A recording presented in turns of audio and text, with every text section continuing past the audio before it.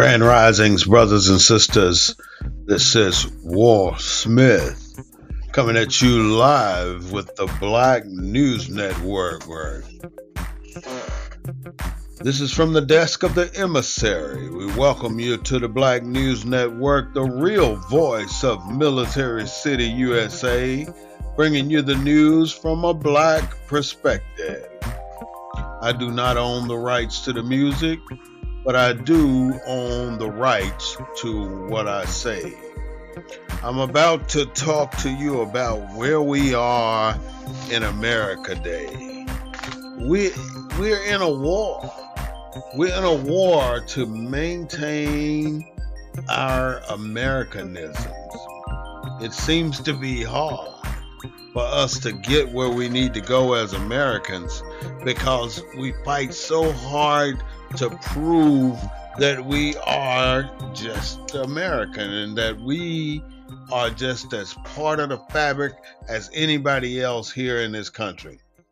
It is not unbecoming of us to wonder why people think they have the right to ask us questions about things that they have no right to be questioning us about. Is that your car? Do you live there? Where did you get that ring? You know, people have this subtle racist way of asking you things that really ain't none of their damn business. But that's what we deal with here in America. Our show comes to you every Wednesday, and now we're moving it from 7 p.m. to 6:30 for scheduling reasons.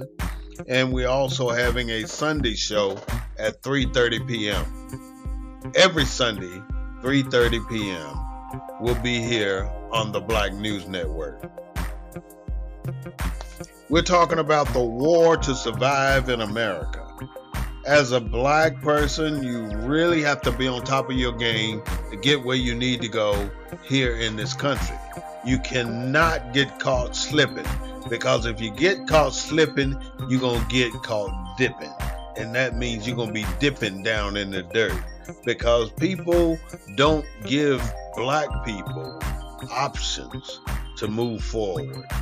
You make one mistake, you're done. So it's the best practice to always be on point. When you're at home, you're 100% most of the time secure. When you move out to the edge of your driveway, you become 90% secure.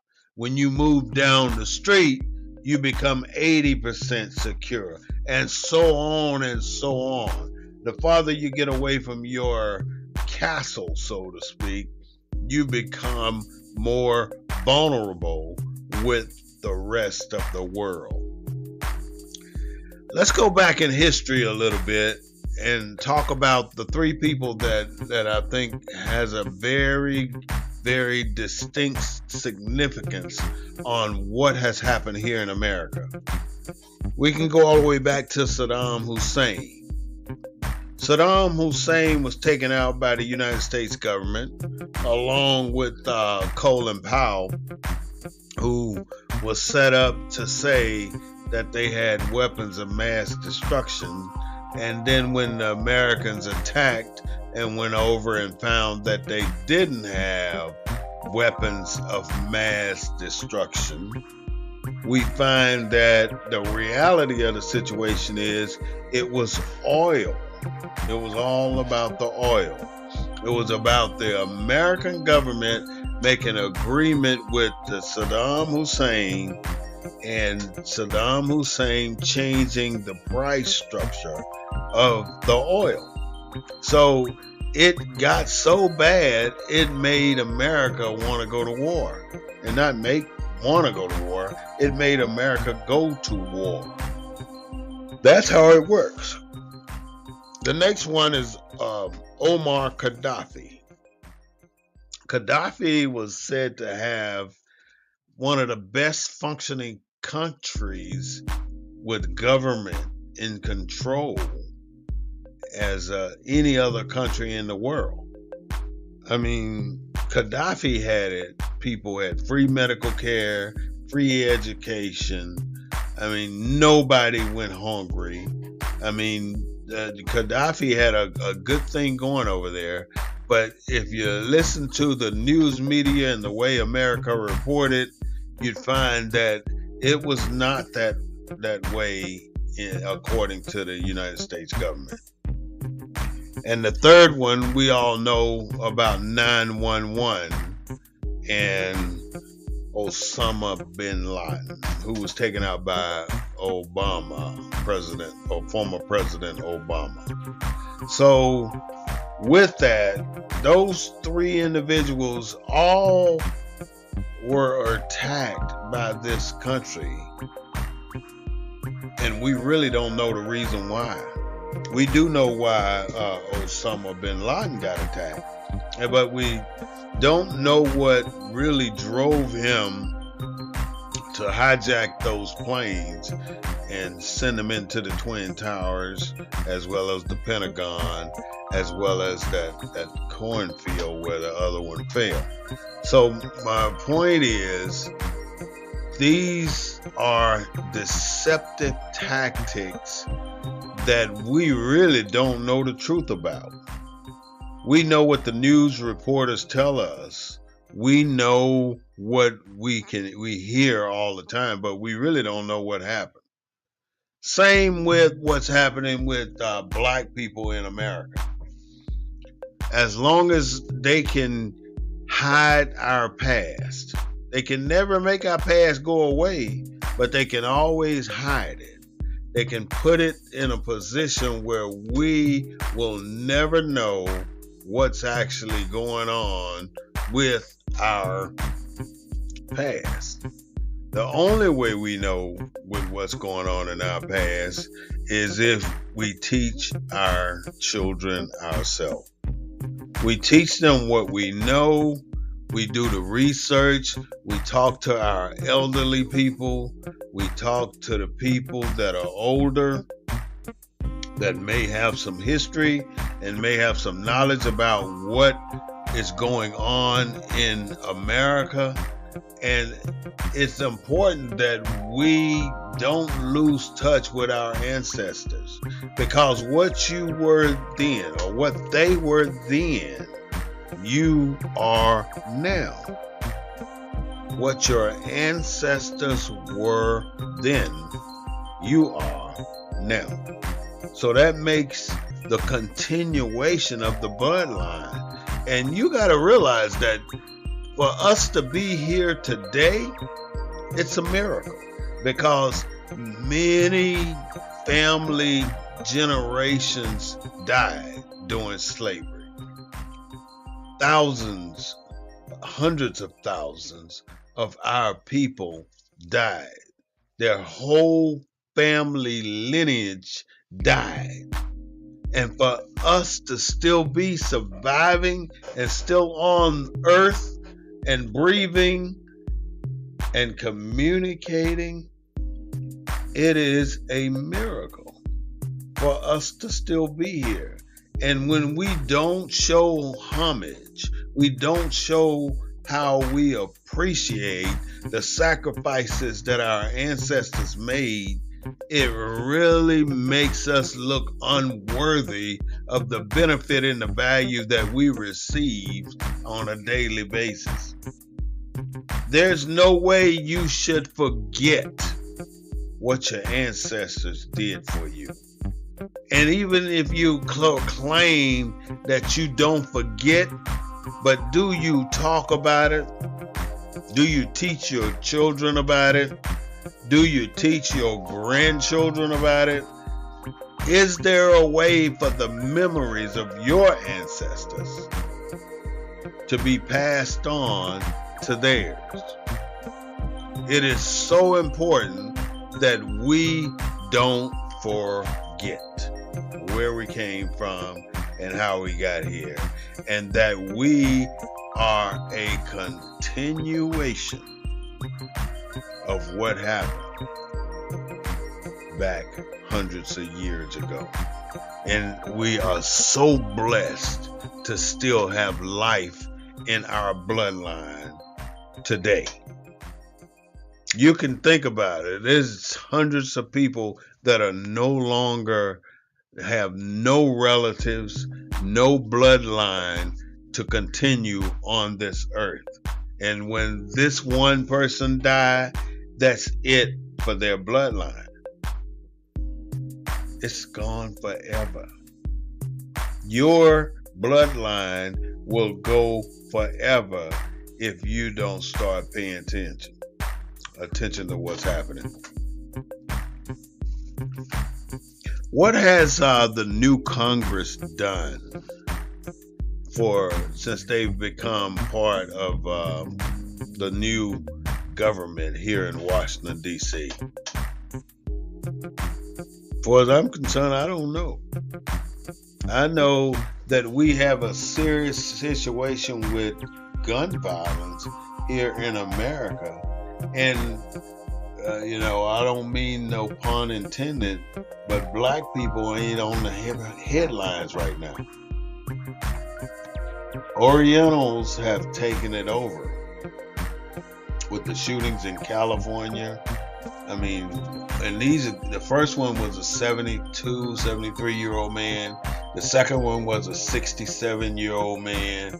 And it's all surrounding the change of the lunar year for the Oriental people. Normally you don't hear about this type of violence in their communities, but now you're hearing it. What's causing them to have that type of effect there?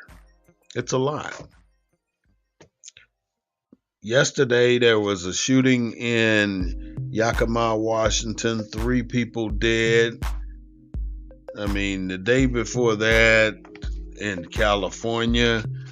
I mean, and then we still got the lingerings of Uvalde floating around.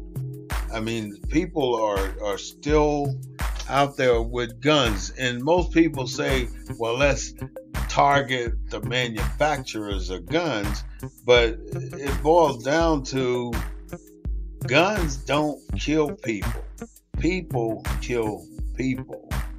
So you think you can just go at the manufacturers and you can resolve this problem. You can't. You're losing every quality element of life in America, starting with the school system. You're losing over, I think it's 27 superintendents in the state of Texas going out. They're quitting this year. So now you're losing these people that are supposed to be running these school districts. Now the school districts are running themselves. You're losing school teachers in the classroom because they don't feel protected. You're losing children in the classroom because the parents are deciding to homeschool or move their kids to a charter school rather than allowing them to go to public school. Most of the time you don't see incidents in charter school. Most of these incidents are normally happening in a public school. Where you are having the ratio to school, like the 6-year-old boy that shot the teacher a couple of days ago. I mean, 30 kids to one teacher? That's ridiculous. There's no way those kids can learn under those conditions. And now, as I talked about last week, you have the police, they call them SROs, inside the schoolhouse. And the SROs supposed to be there to protect and serve, but they're not there to protect and serve any damn body. The statistics show that more black kids are getting arrested in elementary school and high school than on the street. So the police did the damage that they could do with the black community out in the street. Going all the way back to George Floyd, the no-knock warrants, all that stuff that goes on that caused the police to want to enter into your life. So now they're taking it into the elementary schools. it's just going to get worse. The school systems is falling apart. The grocery system's falling apart. The supply chain system falling apart.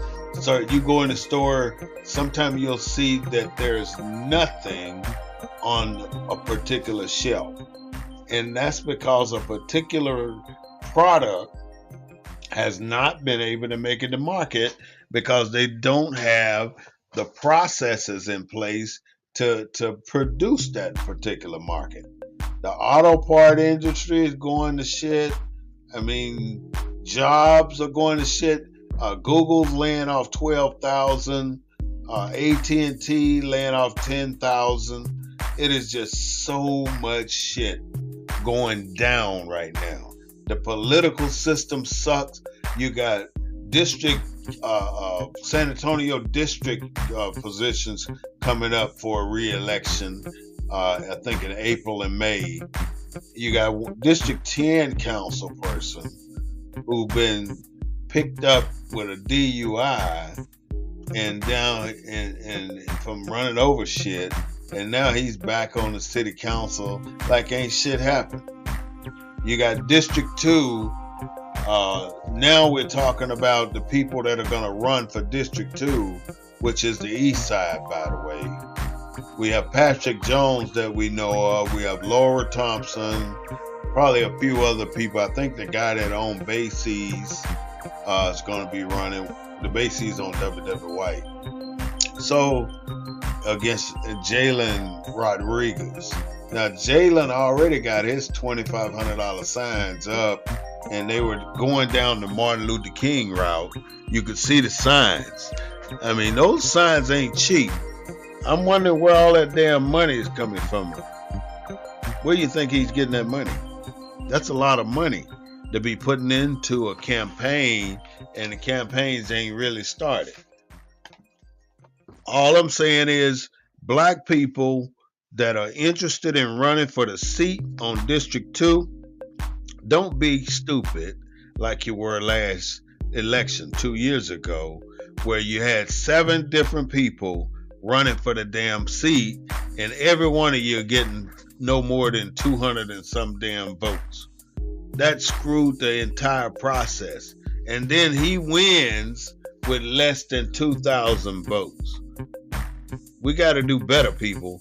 And if this time we get all these people willing to run for city council, there should be a reason for them to want to debate until they can get rid of the ones that may not fit the bill. Because that doesn't make sense for all 6 or 7 people, or how many other people may run for the position, to end up on the ballot on the day of election. Many of those people will have enough sense, I hope this time, to drop out if they are not absolutely sure they are going to win. I would really hope that they got enough sense to do that, because it is just too many people screwing up the position for District 2. You know, for the last 10 years, the last 5 votes, nobody has won a re-election. We've changed district council persons every 2 years in the city of San Antonio for District 2. Every 2 years, we've had a new person. All from Ivy Taylor to Warwick to whomever else, Jada, I don't remember Jada. You remember Jada. And now we got Jalen. This is what we have to deal with. I just hope that we come to a better understanding of what is happening here in San Antonio, where we don't have to disseminate the vote like that, and we end up not getting a black person in that position.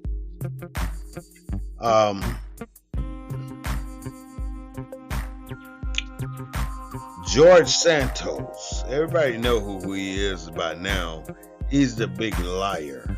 He's the one who say he went to college, ain't went to no damn college. Played volleyball, ain't played no damn volleyball. And all this other stuff that he claims he has done, and he ain't really done a damn thing but bamboozle his way into politics. And that's the way it seems right now. People have a way to bamboozle their way into these positions, and you can't pull their ass out with a crane.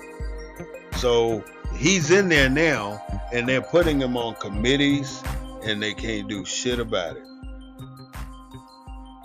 Even though they know for a fact he told all these damn lies. Ukraine is about to get some Leopard tanks. They're about to get the tanks, the Abrams tanks from America. They're over there fighting for land that used to be the USSR. Ukraine, whether communist or not, is a country that should be able to take care of its own, just like America will be able to be responsible for taking care of its own. And that's what I'm trying to understand. All these different countries, the first time they get into a skirmish with somebody, the first people they call are Americans to come to their defense. And America goes to their defense at the taxpayers' expense, which is a damn shame. Because we're footing the bill for these billions of dollars that are going over to Ukraine. That's a lot of money. A lot of money going over. Atlanta police officers killed a 13-year-old boy, and that was unheard of. Now they're riding and tearing up shit in the city in their own neighborhoods, but the fact of the matter is they don't own shit in that neighborhood. The white people own it, so they're tearing it up. They're tearing it up. There's been a school shooting in Des Moines, Iowa. 2 kids dead. 7 people were shot in California by a 67-year-old man. In 2022 or 2023, there's already been 30-some mass shootings, and we haven't even got out of the first month, and we are dealing with all these shootings right now. But it's not getting any better, and it's not going to get any better because we are not putting our eye on the prize. And as long as we don't put our eye on the prize, we are going to have a problem. And right now we do. Black people have to be recognized in this country, or this country will never ever be as great as it can be until we become we get the recognition that we should get as a country. We're not gonna get it. And I'd be remiss if I don't mention my former business partner when I was at Casa de Smitty's, Mr. Mike Moore. He's passed. I want to send our condolences out to his family and wish that they have things okay. So I want to say my condolences to the Mike Moore's family. The patterns of practice by the police have become a big issue. We got 5 black officers who killed a black man in Memphis, Tennessee. Same shit, different day. So it's not the color of the officer. It is the patterns of practices by the force from the top down.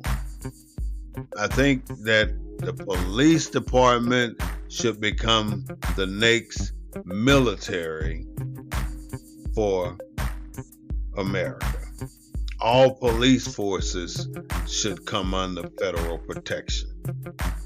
And until that happens, I think we're going to have 1,000 or 20,000 different military forces operating here in the United States. Every one of them operating differently. Every single one of them. You know, I think about kids walking around sagging. Anytime you have a child that walks around the street sagging his pants, showing his butt off, that tells me that he has no male figure in the home. Because most men are not going to allow that boy to walk out with his ass out like that, not unless he doing it too. So the first indication is that that child does not have a man in the household. The woman usually don't correct the boy when he's out there sagging like that. I seen him at HEB and at other places walking around, and it makes me want to say something, but you got better sense than to jump in somebody else's business and tell them that they can't be doing that. So you have to just take some and keep it moving. You want to never let the school that you're interested in going to get in the way of your education. Same with the child going to school. Don't let the school stop your child from getting an education, which means your child's education never stops. It can be at home, it can be at the grocery store, it could be at Walmart, it could be anywhere, it could be in a cotton field. It doesn't matter. Your child education doesn't start. Clayton Perry from District 10 is that guy who got the DUI, and he's back on the board. If somebody wants you to stop and render aid, you better think twice about it, because there's a young cat, a Mexican cat, in jail right now for flagging down somebody to help him with something and then killing him and robbing him. So you better be careful. If you're that good Samaritan and you want to stop and help somebody, you don't want to get caught up and sticking your hand out giving somebody on the street money. It's too dangerous out there now. So you need to be very careful with what you are doing and who you are interacting with in the streets, especially if they are strangers. You have been enslaved for hundreds of years, and the very people that enslave you are the very people that release you. And now you expecting those very people to give you the tools to be successful? That's not gonna happen. If you are going to make it, black man, black woman, black child, you're gonna have to do it on your own. And as an old friend used to say all the time, you gotta pull it up by the bootstrap. This is the Black News Network, and I am War Smith. I'm reporting from the desk of the Emissary, the news, the real voice of Black U.S.A. I do not own the rights to the music, but I do own the rights to what I say. So I want to say thank you for listening to the Black News Network, and I want you to know that we do this show every Wednesday at 6:30 p.m. and every Sunday at 3:30. So this Sunday, we're going to talk about how hard it is to survive in America. We're in a war with surviving in America as an American. We're in a war to survive in America. Thank you so much. Don't forget to subscribe to my YouTube page, the Black News Network -BNN, and don't forget to like us on Facebook. For those of you who attended around the world, I do appreciate you. Reach out to me and let me know that you're there. Thank you so much. Enjoy the rest of your Wednesday.